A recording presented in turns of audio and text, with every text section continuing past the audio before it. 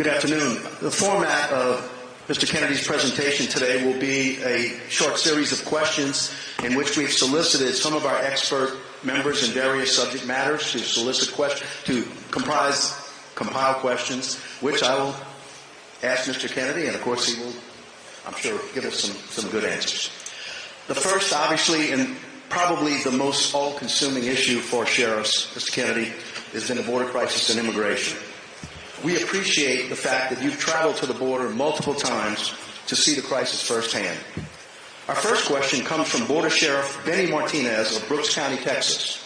And it is, with the past two presidents running, what would you do differently and the same than these prior administrations when it comes to the border crisis as well as immigration? And what policies would you keep in place? Thank you for Sheriff Champagne, and I just want to say how grateful I am to be here today. I grew up in a rural area, and I've lived in rural areas in South Dakota and Alabama and other states, but I grew up in a rural county in Virginia, and the sheriff was an iconic, almost heroic figure in all of those counties. I just learned, actually, that a friend of mine who was the sheriff of Lowndes County, where I lived for almost a year, just died in the line of duty. I learned that from Sheriff Champagne. I knew him very, very well. So I want to thank all of you for your service. You are the visible presence of government to most of the people in large parts of America, and so many people look up to you as role models and as foundation stones for the community. So I want to thank you for your service to our country and to Americans.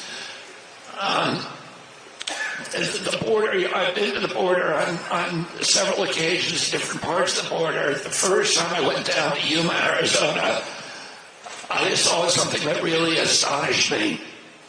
I arrived at 2 o'clock in the morning, and I watched 300 people come through a gap in the wall between 2 and 4 a.m. They were being transported in giant white buses that were owned by the Sinaloa drug cartel.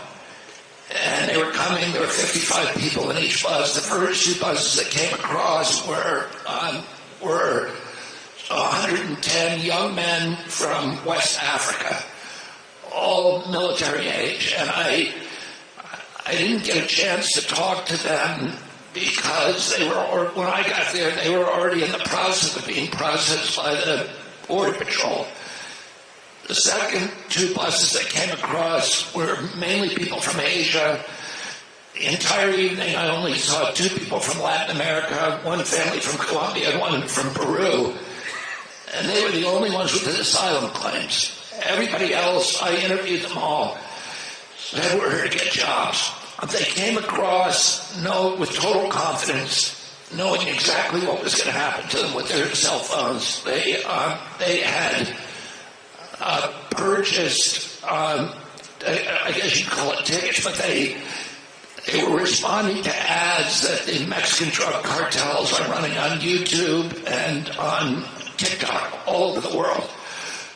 They were coming from everywhere saying, for $10,000, we will get you into the United States. And they tell them every step of the way what's going to happen to them. I spent a lot of time with the Border Patrol. Chris Clem, who is the former chief of the Border Patrol, is working with me very closely on my campaign, and I met him on that trip and became very close friends with him. I met with many, many dozens of Border Patrolmen. I met with sheriffs and law enforcement on both sides of the border, and of course local ranchers and the people in Yuma whose lives are being destroyed. The Border Patrol had, I was told, 9 suicides in the previous year because they're not allowed to do their job. Instead of defending our country against this invasion, they're being asked to.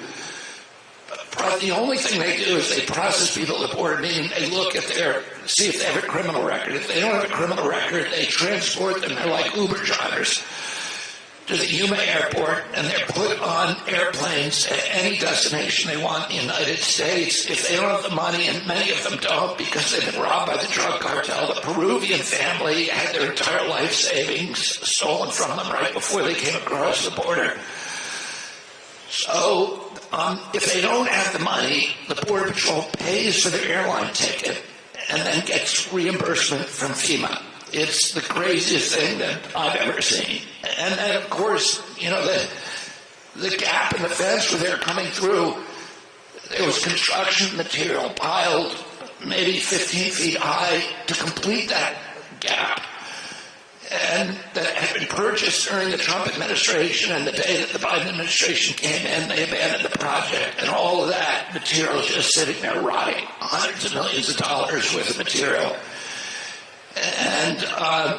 And it's, you know, it's criminal what's happening. We've had, even during the Trump administration, it was 1.3 million people who came across, but during the Biden administration, there's 7 million people who walked across, and then there's probably another 2 million gotaways who are the bad guys who are coming in with drugs and, you know, sex trafficking, child trafficking, criminals, terrorists, who knows, they're coming from all over the place.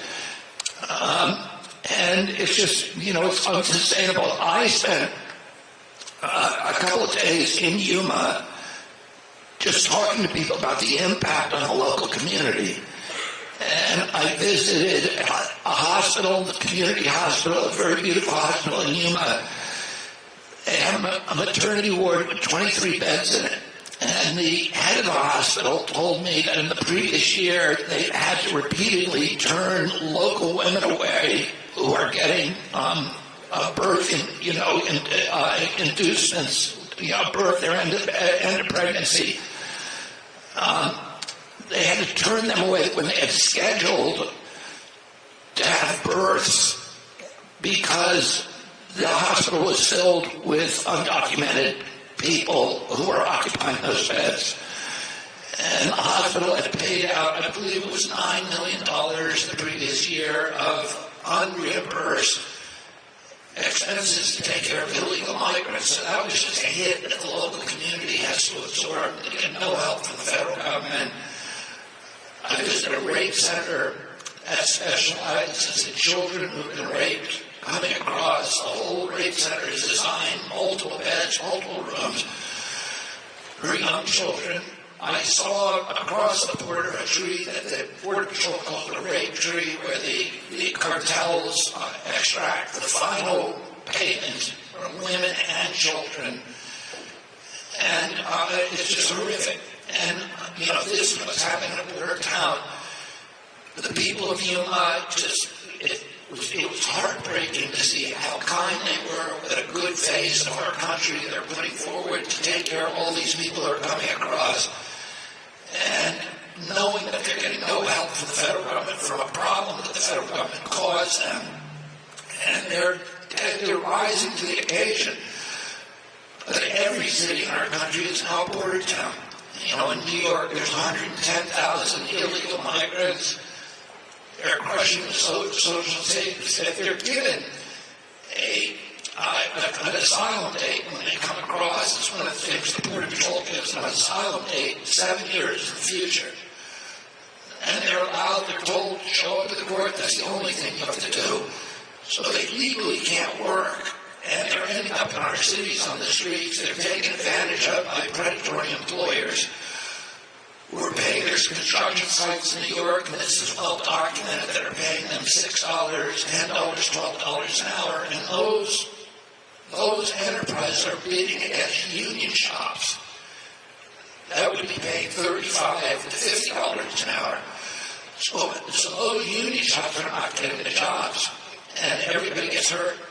On Randall's Island, which is where the playing fields are in New York, these are all the baseball fields, the football fields, soccer fields for the schools.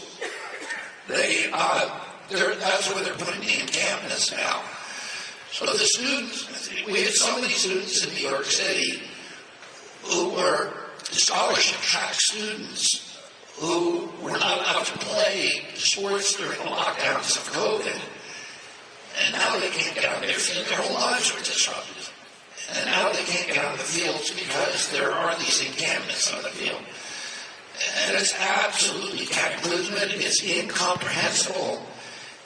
It's hard to not think that there's some kind of sinister motive behind it. You know, and the Border Patrol, I had detailed talks about their meetings with Senator Mayorkas, with Secretary Mayorkas, and it gets even more bizarre, you know, after that, and I'm happy to talk to you about any of you about that later. But it's easily solvable. Everybody agrees on that. Everybody agrees we can stop this. There's three major things that we have to do. One is we have to plug those 27 gaps in the wall. You don't need a 20-foot, 5-foot wall all the way from Brownsville, Texas, 2,200 miles to San Diego. But you do need it in the urban areas where migrants can come across and disappear very quickly. In the rural areas, you need fencing and you need access roads. And the fencing had been constructed during the Trump era, but it was literally, a lot of it was dismantled. The long-distance cameras were taken down by the Biden administration as soon as they came into office. The night vision and the lights were taken down. A lot of the sophisticated centers. You know, Israel has the most sophisticated fence in the world. And until October 7th, nobody was getting through. Until, you know, there was a concerted effort by 3,000 people to get through 2 years of planning. Before that, the sensors and the surveillance system stopped people from getting through with very, very few people on the border. That was one of the problems. They moved all the troops, the IDF troops, up to the north because they had so much faith in that fence. So you can build a fence that works. It doesn't have to be, you know, massive, multi-billion-dollar wall. You need a fence, and you need obstacles, and, you know, that's been dismantled. So you need those infrastructure. We need personnel, about 2,600 new Border Patrol, because there's been so much attrition, and we have to remoralize the Border Patrol and make them, you know, they were demonized and vilified by the papers, by the American public, and they're utterly defeated. These are the most patriotic, hard-working, devoted Americans, and what was done to them over the past 30 years has been heartbreaking. And as I said, there's a depression rate, a suicide rate with them, and we need to put at least 300 asylum court judges there so those cases can be adjudicated immediately with the same day as the people arrive. And finally, we need policy changes. One is, most importantly, we revivify the Migrant Protection Act, which is the act that requires asylum seekers who arrive from other countries into Mexico to remain in Mexico until their case has been adjudicated. And then secondly, the catch and release program that was the Biden administration program needs to be changed into catch and return. If I get elected president, I'm going to seal the border and make it impervious. You cannot have a nation, no nation can survive with an open border. I strongly believe that we should have a humane immigration policy that reflects the compassion of our country and the high values of our country and the fact that we're all immigrants. There has to be legal immigration. We need wide gates. We need to give easier path to citizenship, quicker path to citizenship. There are 10 million businesses in this country that need workers right now, foreign workers. We need foreign workers to come in because our birth rate has dropped. And if we're going to keep Social Security solvent, we do need workers, but we can't be bringing in people illegally. And, you know, my father was very close to Cesar Chavez during his lifetime, and after my dad died in 1968, I worked with Cesar Chavez for almost 2 decades. Mainly, I was working with him on pesticide issues, which disproportionately harm Hispanic farm workers. But he had 2 big issues the last 2 decades of his life, and one is reducing the impact of pesticides on farm workers. The other issue was sealing the border, because he understood that an open border was impacting his capacity to get living wages and decent conditions for his own workers.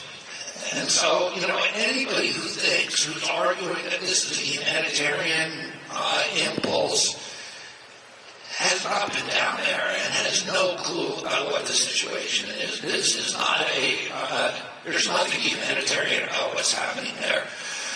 The immigrants were being sucked into this process with these promises. $10,000 we're going to get you across. They then get raped, they get robbed, they get exploited, they get extorted, and they get abused by the cartels on their way over, and then they come up here, and there's really no future for them because legally they're not allowed to work. So I think it's the obligation of any president to control the border, to seal it, and have an immigration policy that actually functions to help our